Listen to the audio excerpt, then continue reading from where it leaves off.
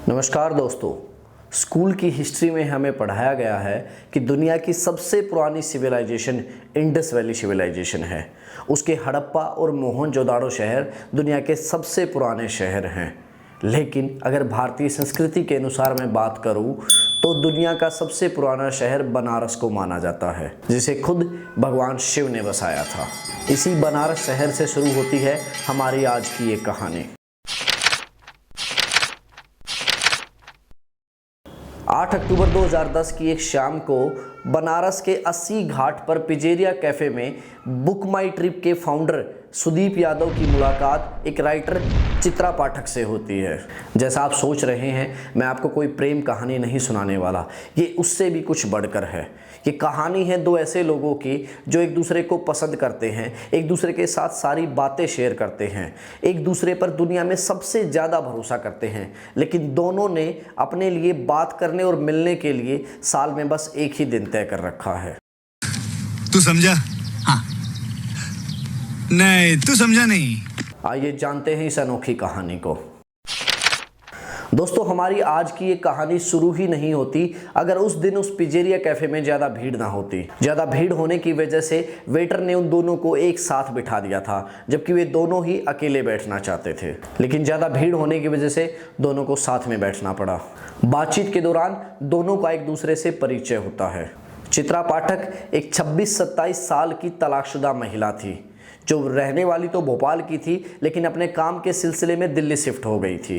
वो एक बहुत बड़ी राइटर बनना चाहती थी, खूब नेम फेम और पैसा कमाना चाहती थी, लेकिन अब तक अपनी एक भी किताब पूरी नहीं कर पाई थी।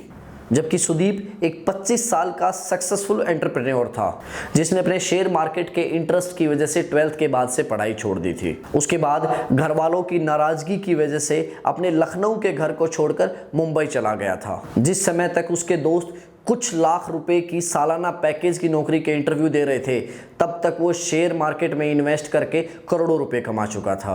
बाद में उसने बुक माई ट्रिप के नाम से खुद का स्टार्टअप शुरू किया। खैर, कैफे की इस मुलाकात के बाद भी अगले 2 दिन और वो बनारस में एक दूसरे से मिलते रहे।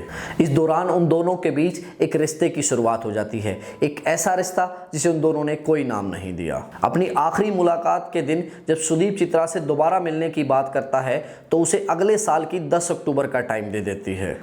अगले साल जब वे दोनों 10 अक्टूबर को मिलते हैं तो अगली मुलाकात के लिए चित्रा फिर से उसे अगले साल की 10 अक्टूबर का टाइम दे देती है। उसके बाद वो दोनों ऐसे ही अगले 10 सालों तक हर साल 10 अक्टूबर को एक दूसरे से मिलते रहते हैं, साल में बस एक ही दिन। उसके अलावा वे दोनों एक दूसरे को ना कोई फ़ोन करते हैं, ना ही कोई मैसेज। साल के बाकी के दिन वे दोनों अपने अपने करियर पर ध्यान देते हैं, लेकिन 10 अक्टूबर के दिन चाहे कुछ भी हो, वे दोनों एक दूसरे से ज़रूर मिलते हैं।